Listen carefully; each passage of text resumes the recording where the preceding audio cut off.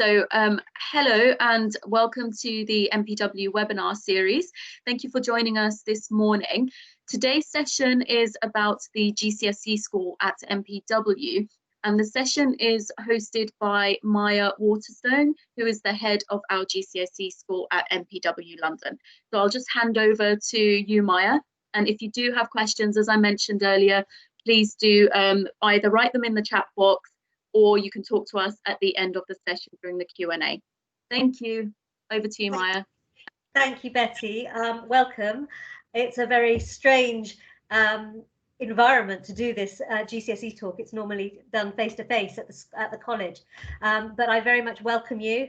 I have been at MPW for nearly 17 years, teaching, and became head of GCSE quite a few years ago now, about 6 years ago.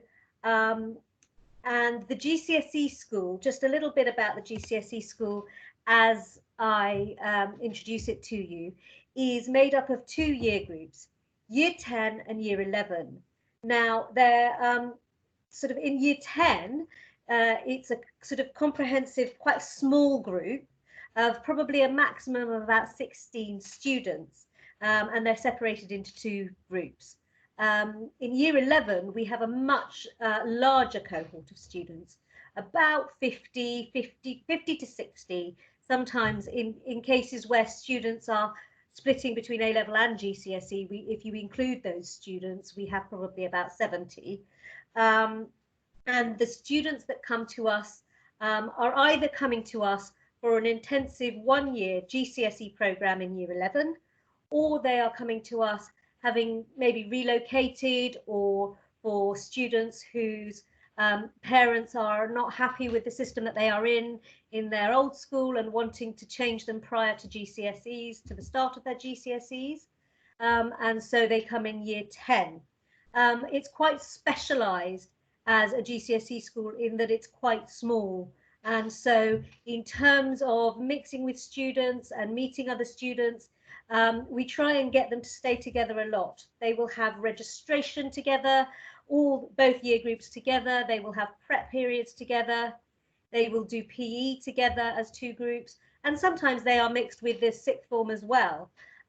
We also have students who can join throughout the year, particularly in Year 10. This is less appropriate for the Year 11 because the intensive nature of the program in Year 11 means that you move quite quickly through the syllabus of each of the subjects, and therefore if a student hasn't done any GCSE prior to joining, and they join in January, say, it might mean that they've missed half the syllabus, because we aim to complete our syllabuses by the end of the Easter term, so that the rest of the time is revision for the students who are doing GCSE. All students are assigned a director of studies when they come to the college, and the GCSE students are, the group of DOSs are selected by me and the vice principal in terms of who we think is appropriate to deal with the GCSE students, because they come with a different range of needs than the A-level students. A-level students tend to be quite independent, whereas the GCSE students have a much more hands-on approach, and it's much more like a school, so that they feel that they are being looked after. Someone always knows where they are, and they know us quite well. They certainly see me an awful lot, and then some of them get sick of the sight of me, but there we go. I see them for registration every morning and afternoon. I sometimes drop in on their prep periods, and I do sometimes sort of oversee the homework club.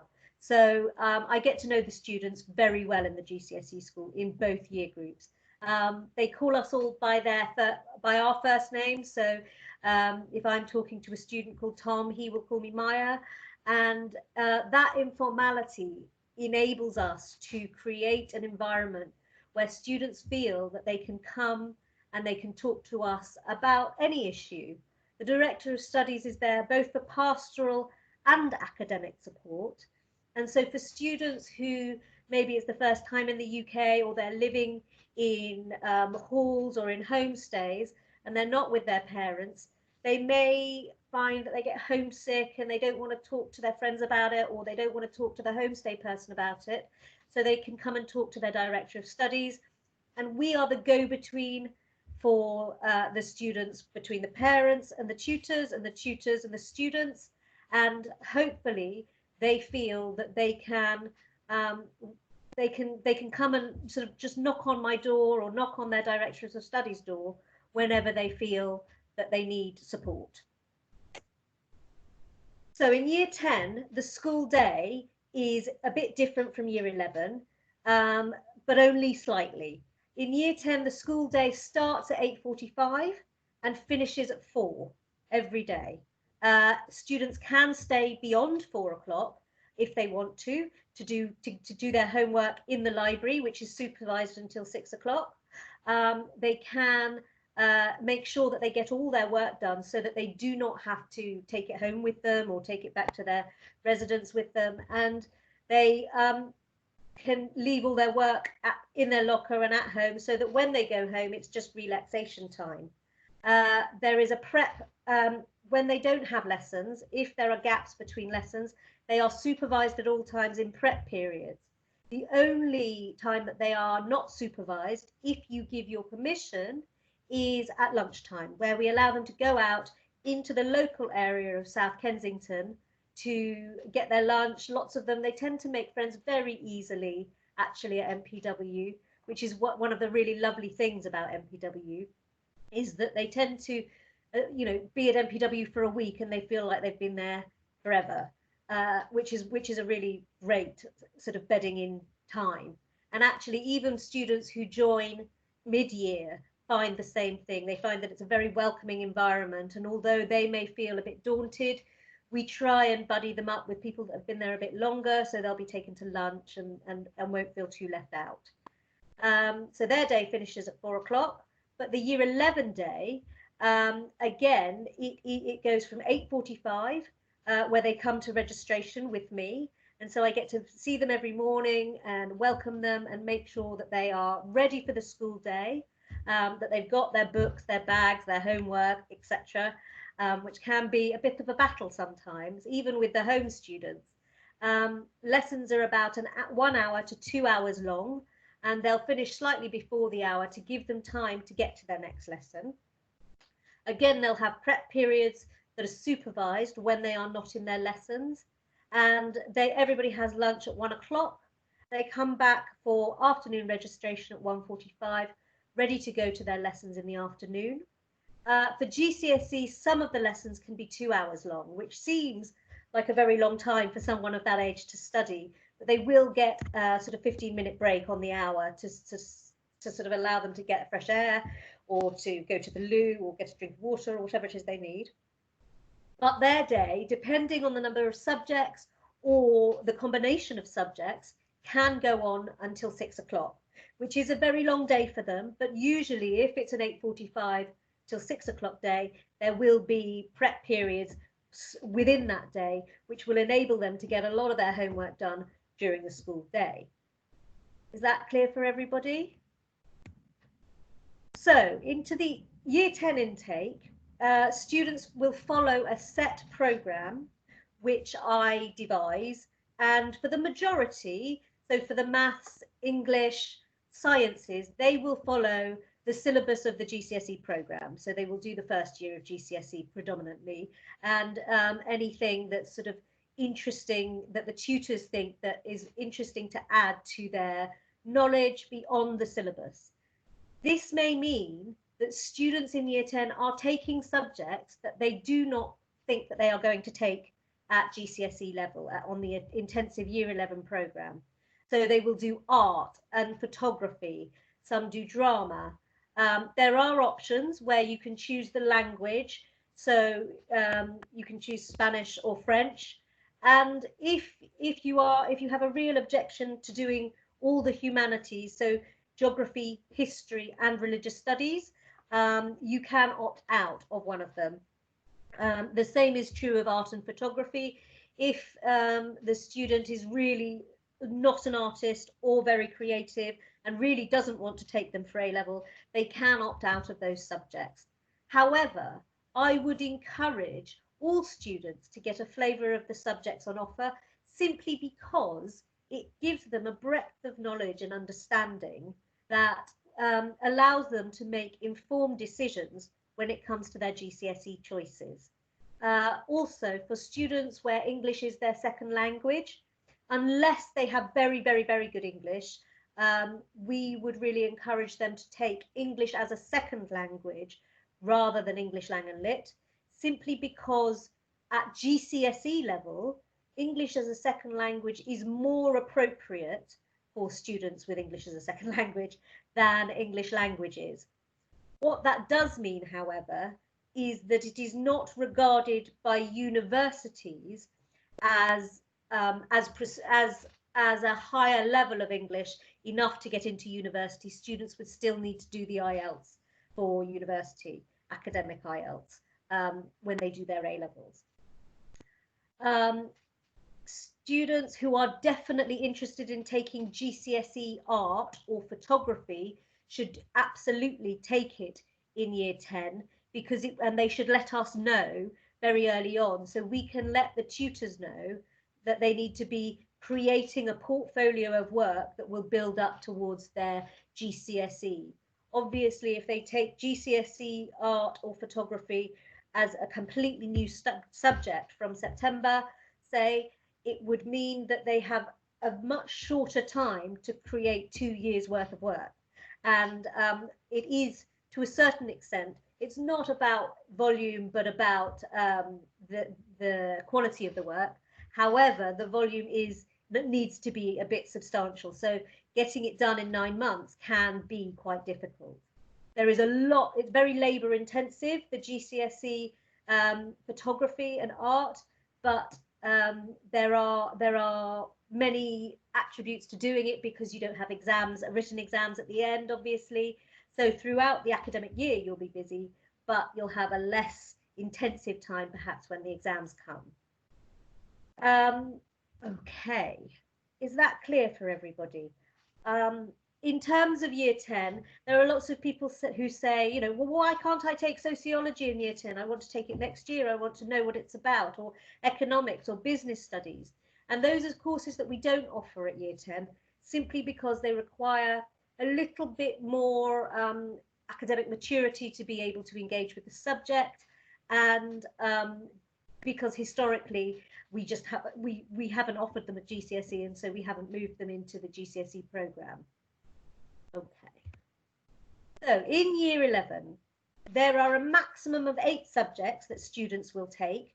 The reason that there are only 8 is because it is an intensive 1-year programme, and it means that students need to really focus during those 9 months essentially in order to get the top grades. It also means that actually now, in terms of universities and in terms of even the top universities like Oxford and Cambridge, as long as you have top grades, it's not about quantity, it's about the quality of what the results are. Where English is not the first language, again, I say it's, you know, English as a second language is the IGCSE to take, and the compulsory subjects that all students must take for GCSE are English, language, mathematics, either an individual science or dual award science, which is where they will take all 3 sciences and receive 2 GCSE grades at the end, but they will take all 3 sciences at a lower level on a combined paper. They will take a humanity, ideally, either geography, history or RS. They will do sport 2 hours a week. So if you've got a very sporty young person who's really into their sport, it might be an idea to get them involved in a club elsewhere, outside of college, because within the GCSE school, we're only able to offer 2 hours a week, and that's on a Wednesday afternoon. And they have 2 hours a week of PSHE. This is personal social health education. And this is where I lead this subject as well. So the GCSE students do get a lot of me, I have to say. they are taught things about inclusion, they're taught things about racism, equality.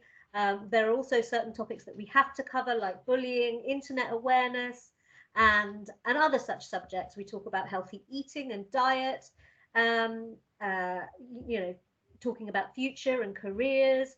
And it's a very good time for at the end of the week on a Friday at 11 o'clock, where the whole GCSE school, both years 10 and 11, come together, and we're able to promote discussion and we really encourage questions and discussions about topics that we're looking at.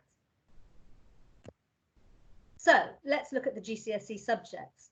There is a difference between GCSE and IGCSE. The I simply stands for international GCSEs, and these are the GCSEs that are usually offered around the world, and can be at a higher level a little bit than the GCSE courses. However, they are not regarded any differently by universities or by employers than IGCSEs are. We have chosen the exam boards based on what is most suitable to our students, and so you will see the range of subjects that we do. In year 11, as I say, we offer bespoke courses to the students, what they want to do, and that we will make the timetable work with them. So even though we have 50, 60 students in the GCSE school, they are all able to take the subjects that they want, provided they've joined before the start of term, ideally, because of how the timetabling works. Once term has started, the amount of subjects may reduce depending on when the timetable is. So in GCSE in year 11, they're able to do things that weren't offered in year 10, like psychology, economics, sociology, textiles. We can offer in year 10, but it would be as an additional subject that they would have to say from 4 till 5 to undertake if they wanted to. There are other subjects like Latin and business studies, which are also offered. Music is another one, and classical civilization. I would say that classical civilization, psychology and economics are for students who have very good levels of English. I don't know whether you saw in my last table, it was looking at the level of English. Simply because they are GCSEs, while they are less advanced and they are requiring less of the students than A-levels, it does not mean that they are requiring less in terms of the level of English. And so the level of English needs to be good. I do have students who, I've got a wonderful year 10 boy this year who is moving on to GCSE, and his English level is not quite up to where it should be when he starts in September. So I have advised that back in China, he is doing, if possible, either remote learning and engaging on an IELTS course, but he is practicing his English every day, listening to the radio, watching British films in English, and reading is really important. Keeping up with the news. As a director of studies, one of the things that I discuss with my students is about reading, and a lot of students will say, oh, I don't like reading, Maya, no, reading's not for me. And I will encourage them to choose a book that they need to read for pleasure, so that they can tell me about the book and all that kind of thing.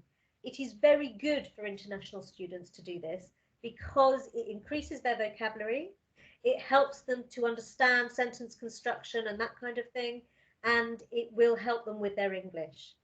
What tends to be the case for international students is that the barrier is the level of English. And so students, in order to be successful at GCSE, if they are international, if they are able to get their level of English up, they shouldn't have any problems at all. There is support on offer, and I will come to that later in the discussion. I'll come to it now. There are prep sessions. Now, these can be guided prep sessions where students can ask.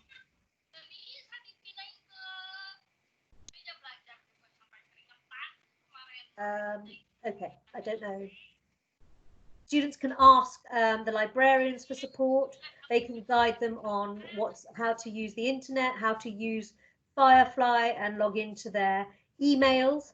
All students will have an MPW email when they join the college and will have access to Firefly, which is our online platform where they can see extra support that's on offer. They can look at lessons on Firefly, and they can see kind of past papers and that kind of thing. There is also SEN, special educational needs, and assessment for learning needs, if that is required. We can timetable educational support into the school day, if that is required. We have an excellent SEN team, overseen by the head of SEN, who is Susan Retko, and supported by Erica, who is also one of the GCSE DOSs. She's excellent at supporting students who are finding it difficult in terms of learning. And often the style of learning at MPW is very different from how students have been taught in their schools in home countries.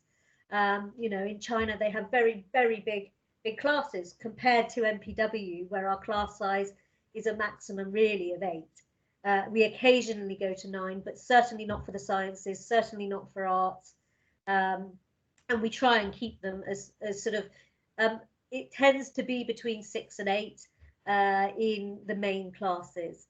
There are study skills workshops, as I've said, which help with note-taking, revision, how to structure an essay, and then when it comes to revising, how to revise effectively, and how to do a kind of a revision kind of calendar, as it were, to prepare for exams.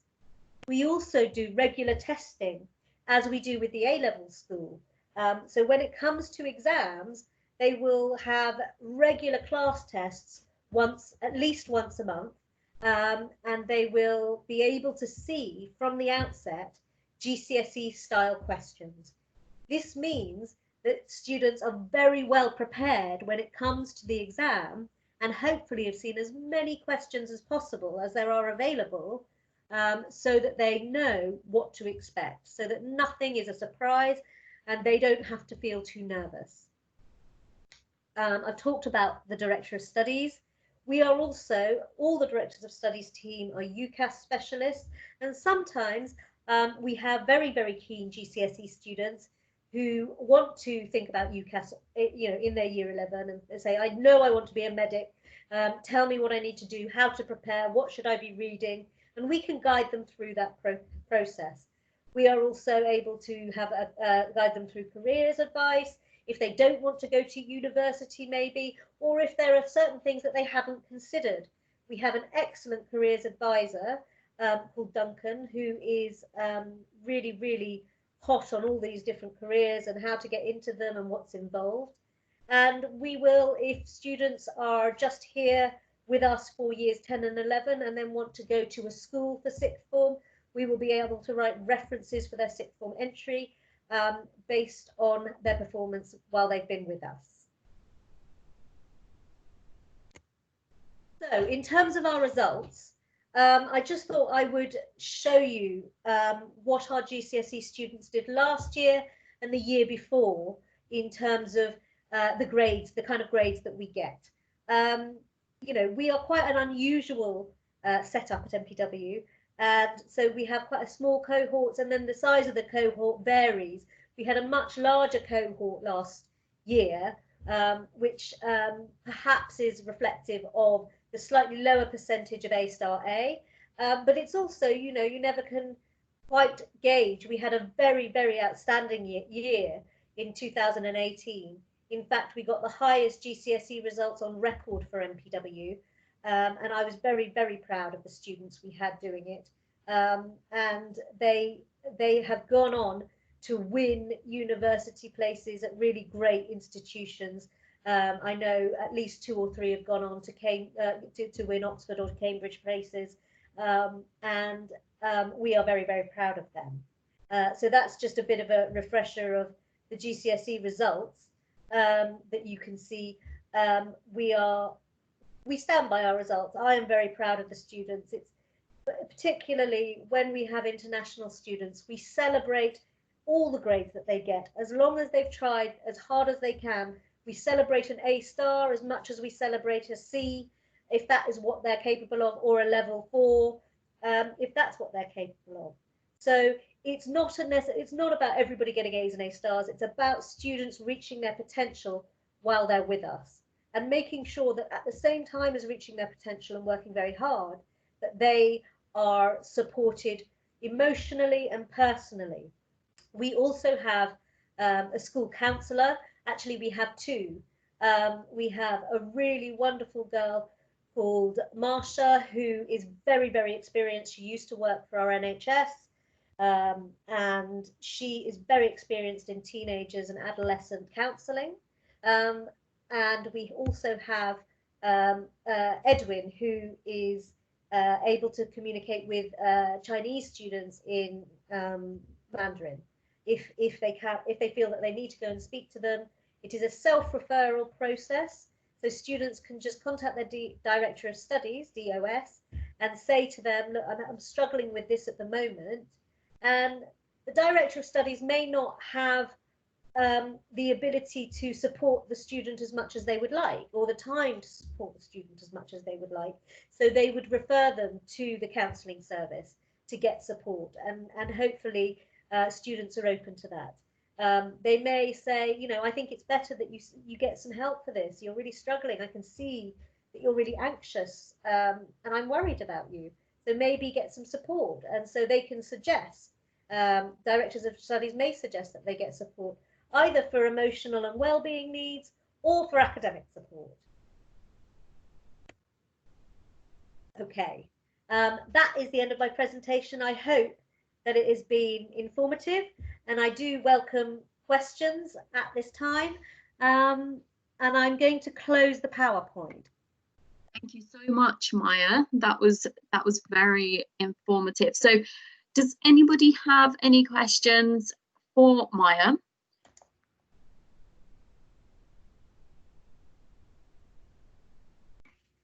Maya, I'm not sure if you did cover, sorry, I was in and out, but the GCSE versus IGCSE, is there a difference in the two?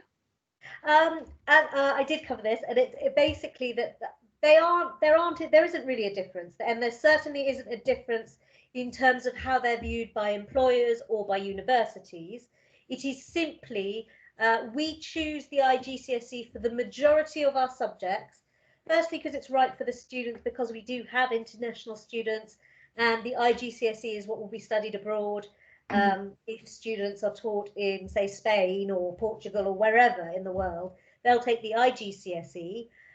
Independent schools tend to take IGCSEs as opposed to GCSEs. GCSEs can be slightly easier. So for certain subjects, we've seen it as appropriate to take the GCSE as opposed to the IGCSE. And for certain subjects, for example, classical civilization, they're not offered on other boards. So we want to offer as many subjects as we possibly can. And so that's why we've selected the boards that we have. It's not, there's no difference in terms of how they're viewed.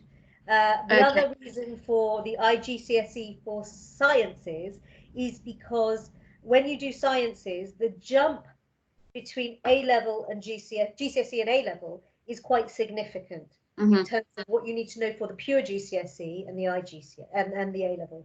Whereas the IGCSE requires slightly more of the students, so that if they want to pursue sciences as A-levels, they can do so, and the jump is slightly less significant, and they don't feel like it's such a jump. Right. Okay. That's clear. Jane says, what age of students do you accept for the GCSE course? So in terms of GCSE, the GCSE school, we take students from, I think it's 14 usually, unless there are very, very special circumstances. And students at 14 would start in year 10. However, and the reason that I say that is because of the way that the GCSEs are now structured, they require a lot of higher level reasoning. And we have found that on the intensive one-year program, a student of 14 who's probably going to finish up maybe still 14 just 15 doesn't necessarily have the academic maturity to engage with the higher level reasoning questions on a level that's required for getting the best grades possible. Thank you. And just to, in terms of international, the MPW isn't a boarding school. So for us to be able to host students under the age of 16 means that they need to go into foster care arrangements in order for us to be able to issue the CAS and to sponsor them. So from the international side, we normally tend to get students aged 15 or 16 who would end up joining the GCSE school. Just to clarify that, if you do have more questions, please feel free with regards to that to email us, and we will clarify our point there. We have a question from Julia, who says, can students change the subject if he or she finds the subject not suitable in the middle of the studies? I would say in the middle of the studies, no, it's not possible. If a student is struggling, hopefully because the director of studies meets with the GCSE students once every 2 weeks, they will reflect on the grades, they will reflect on progress being made, they will look at their notes, they will be in constant conversation with their tutors. So they should know quite quickly if there are problems, and tutors will flag them up quite quickly to the director of studies. And so that would hopefully be a discussion that isn't left till halfway through the year.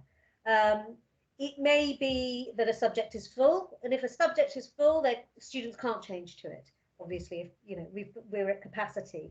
If it fits with their timetable and they can change, and it's relatively early on in the year, say before half term, even just after half term of the first term, then it may be possible. It may be that some catch-up sessions are required, and that would be in addition. But I would say that students, hopefully, if they've been in year 10, will know and be familiar with how the school is and what the subjects are like in order to be able to choose for year 11. The students who come in year 11, hopefully they have had an in-depth discussion with the recruiter who's had a conversation with me or had a conversation with one of our recruiters who will show them the course outline so that they have an understanding of what's involved in the course. Yes, okay, thank you so much, Maya. Maya, a question that we also get asked is, so if we have a student that has only got 6 GCSEs, and then you've got a student that has 9, 10, 11 GCSEs, and they're applying to university, they're applying to the same university, does the university make a biased choice against the student that has 10 versus the 6 GCSEs? Is there any sort of, what would you say to that? I think I mentioned this earlier, that it's really quality versus quantity. It's the quality of the GCSEs. If you've got 6 level 9 to 7s, then that's brilliant. Versus if someone who's got 11, but they've got maybe 8s to 4s, then clearly a university is going to be more persuaded, particularly because they're doing it in 1 year. And when we do the UCAS applications, that will be made very clear to the university, because we will say the reason that they were only doing 8 subjects or 6 subjects is because they were an international student who joined on an intensive 1-year program and achieved X, Y, and Z. So in terms of university placements and in terms of universities understanding that the GCSE system as we do it, we make it very clear. Okay, great, thank you. And I don't know if anybody else has any other questions, but the other question that we do also get asked is, what support do you offer students that want to progress onto the A levels? So how does MPW support that transition? Okay, so in terms of students who want to go on to A levels, they will be discussing this regularly with their director of studies, probably from the Easter term. Are they thinking about staying on with us? Some students don't, they want to go into a more regular environment, but actually continuing with us shows a continuity of education, which some universities do value, because it shows that they have stuck at something for more than a year or 2 years. In terms of getting to know a student, being able to write a very good university application about a student, it is important that both teachers and directors of studies and pastoral care do know the students well. We will advise them on A-levels and A-level choices. Lots of students will want to wait until they get their GCSE results in order to be able to make their choices, and we do facilitate that too. So lots of my students are saying, Maya, I want to finalise my choice just after I get my GCSE results. Is that okay? And that's absolutely fine. We also do an A-level options evening, where parents and students will come, and sometimes their guardians will come, and they will listen to heads of department talk about different subjects that are available at A-level, because there are significantly more subjects offered at A-level than there are at GCSE. Sure. Okay, that's great. And again, I'm not sure if anybody does have any other questions, so sorry, Maya, I'm going to ask you another question, which I hope you don't mind. So the other question that we do tend to get is obviously from our international students who have come from different educational backgrounds, and sometimes their sort of current schooling doesn't match with the GCSE equivalency. Yeah. So one thing that we do often see is where a student says, well, can I study my 3 A-level subjects alongside my maths and my English GCSE or IGCSE? Is that an option? And what type of student could we say yes to in that case? To be honest, if it's an international student, of course it's possible to do English and maths. But I would say to international students who are coming, say, from China or, Southeast Asia, actually, universities are very understanding of the fact that they won't have GCSEs. And so it's not such a stumbling block. What they do need, certainly, is IELTS in order for them to get their visa and in order for them to demonstrate that they have the level of English required to study at degree level. But what is also important is that they have done the A-levels. And actually, I would suggest that if students are coming in at A-level and they're doing maths GCSE, then they shouldn't really be doing maths A-level. Yeah, absolutely, that would be a concern. And so it's the level. And if they are coming in to do maths A-level, they don't need maths GCSE. They can demonstrate their brilliance by getting an A-star in maths. Okay, because I think for us, it's really for those students that are aiming for Oxbridge and for medical schools, where they say, well, can we enhance our application by doing these additional GCSE subjects alongside the A-levels? Yeah, in terms of the application for international students, I would say that it only if it's going to be it's not going to add extra pressure so that they reduce their grades in their A-level subjects to an extent that means they, instead of coming out with A's, they're coming out with B's. Because obviously, top universities are looking for A's and A-stars at A-level, and they require an awful lot of focus and hard work. So I would suggest that if they're coming in at A-level, they focus on those. Yeah, okay. And as usual with MPW, every student goes through an interview process, be it with the academic, with the principal, with one of the senior members of the team, and that will allow us then to judge the study plan and make the right decision. But it's always in consultation with the head of the GCSE course, so that we are obviously quite transparent and we're managing expectations. So we've got a couple of other questions. So Jane, the GCSE programme is available at MPW London, Cambridge and Birmingham. So Maya kindly agreed to host this session today for London, but we do have the course available in our other 2 campuses as well. And they do differ slightly. So please do get in touch and we can then obviously talk you through the differences, but the premise is really the same at all 3 colleges. We also have another question from May, who says, do you provide accommodation for students? And yes, we do. So MPW does have residential accommodation in all 3 of our campuses. And what I will do here is I will just put the address in the box for the accommodation website. So please do go and have a look. And then Jane says, if a student is 16 years old, can he or she choose to live in KSS in London? And yes, the answer to that is yes, they can. So a student who is 16, we would prefer that they live with in our residences across the three schools. Yeah. Okay.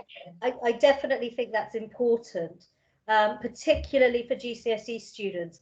In terms of the support, in terms of the kind of restrictions, I know that lots of students think I'm very grown up at 16, I can do what I like. And sure. I think that in terms of the GCSE school, what's really important, because it's such an intensive year, is that they have people focused to them that are able to say, do you know what, actually, you're not old enough to be out at 10 o'clock at night, you need to be back. And so we certainly wouldn't encourage students to be living independently within the GCSE school, because it can create an environment where some students are in homestay, and then everybody's piling back to an unsupervised house, and then chaos ensues. And we wouldn't encourage that at all. Not for GCSE. At A level, it's slightly different. Yeah, exactly.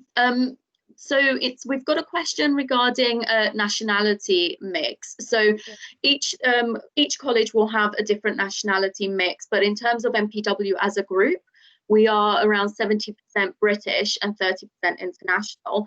And the question here we have really is regarding, Maya, your GCSE cohort. So please let us know the percentage of British students for this course. I was looking at this actually just recently, and I think we probably have about 40%, 30 to 40% international. The reason it's slightly higher than the rest of the whole cohort put together is purely because in year 10, quite a lot of year 10 is made up of families who are relocating, either from around the UK or relocating because their parents are relocating for work or whatever it may be. Now, what they tend to create groups very quickly, and when in MPW, I used to work with international students predominantly before I became head of GCSE, and I am a real stickler for when they are in MPW London. Certainly, if I hear them speaking in English, they will not get a smile, as it were. They need to be speaking English as much as possible, so that partly they aren't ostracizing themselves from the rest of the group. You can imagine that it's quite daunting for a UK student to go into a group of Russian students or Chinese students who are all speaking the same language. And so sometimes people say, oh, the English students aren't very friendly. But if students are speaking in home languages in the college, it means that, unless it's in a break time, it means that the UK students are less likely to go up and welcome them, because they feel that they won't understand them and they won't be understood. So we encourage all students, particularly at GCSE, because it's so important, the level of English, for them to be speaking only in English while they're in the college. Sure. And I'd say, well, I mean, our entry requirements anyway are IELTS 5.5 for the GCSE cohort. Anyway, so which is quite a high level. And you know, when I've been speaking to students, one thing that they have sort of said is having the small class sizes, obviously, that MPW has allowed them to bond with students from the UK or BH students, because one obviously point to note here is that we don't separate our domestic students from our international students. So everybody is obviously mixed into one. So then that does harbour some relationships, which is, you know, we've seen, which has been very nice. So thank you for that, Maya. Do we have any other questions? I've done a lot of asking you questions, Maya. So there's one other thing that I would say, that is, while the GCSE is a comprehensive unit, during break times, during lunch times, we downstairs in the common rooms, there is a common room which has a pool table, there's a cafe, and students can go down there, and that's where they can mix with the A-level students, so both lower sixth and upper sixth. And so we have students in lower sixth or upper sixth that are meeting the GCSE students and engaging with them, and they become friends across year groups. So they might play ball together, or that's how they first start to meet each other. And so it's a really, while in terms of MPW London and our size, we're quite, in terms of numbers, we're quite big, but actually it still feels, I've been at MPW going on 17 years, and it still feels like a nice sort of family environment where everybody knows everybody. I mean, certainly students know their director of studies predominantly and their tutors and the students in their classes, but they do get to meet students from all around the college and tutors as well. Exactly. Thank you, Maya. And got a great question here. So Jane says, can students do some sports such as swimming during this course? So perhaps maybe discussing a little bit about the extracurricular activities. In terms of the extracurricular activities, we haven't done swimming, but we do offer things like yoga at GCSE level, cricket, football for boys only, I'm afraid. There is rugby, but that occasionally tends to start and stop depending, because we're reliant on students signing up to these things, and we need enough students. Football is, you know, football, PE is compulsory for students at GCSE level, whereas it's not compulsory at A level. And so there will always be football for boys, there will always be badminton, there will always be yoga for girls. Again, there's badminton for girls, there's cricket, and I think girls can do that as well. So there is a range, but we're dependent upon, one, the tutors being able to offer it. Sometimes there's running club, so that as long as they're doing some kind of PE within the 2 hours of a Wednesday, and we can provide the supervision for it and the tuition for it, as it were, we can offer it. But it is dependent upon the uptake, and it is dependent upon having a tutor to be able to supervise it. Now, we had a GCSE year group where lots of the girls said, oh, it's very sexist that only the boys can play football. And so we offered it out to the girls and said, if you can find a team's worth of people to play, we will play it. We needed at least 10. And then the girls went, oh, no, actually, we don't want to.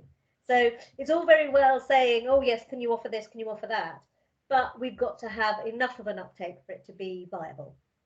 Yeah, exactly. But I think the nice thing here is that obviously we offer everything we can to the students, and also we listen to the students' feedback as well. And because most of the students who start in September are new students, we then base the extracurricular activities around that cohort as well. So it is ever changing. So Jane says, where do students have PE lessons? Okay, so in terms of PE, we go out to a range of facilities in London. As you may know, MPW is situated in South Kensington, which is sort of central London. So in terms of space, we use the parks. We use we are bussed out. Students aren't expected to go on public transport for GCSE on their own. A coach will come and take them to the football pitch, or yoga this year was taken up at Baden-Powell House, where we have teaching rooms, and we open up the teaching rooms and the teacher does it in there. Dance, they go to a dance studio. So there's a variety of places that we do sport, and they are booked up well in advance so that we have maximum opportunities for our students. For people who join who are 16 or over, there is also the opportunity of using the gym at Imperial College. They have to be 16 for insurance purposes, and they will get an induction and that kind of thing. And if a student decides, do you know what, Maya, I've decided I'm 16, so I don't have to compulsorily do PE, but I do want to do the gym. Can you tell me how to join? I will refer them to my colleague who will be able to sign them up for the gym so that they can go, and they don't have to go just in that 2-hour period. They can go when they have a free period. Great, thank you. Do we have any other questions?